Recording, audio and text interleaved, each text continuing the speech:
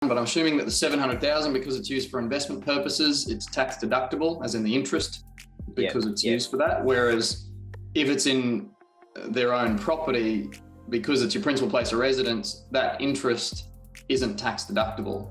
So if you've got equity in your own property, it's sitting there doing nothing. It's not offsetting any tax. Correct. So there's all of that offset saving. So it's not that, what's he paying? So he's paying a measly 2% on the money, but then he can claim that whole 2% as an expense. And offset it against his tax, right? Exactly right. And it's important when we set it up that we do keep the split between home loan and investment loan. Obviously, the home loan being non-deductible, the investment loan being deductible. Come tax time, much easier. Then you get the statement confirming how much interest you paid on that 700K facility.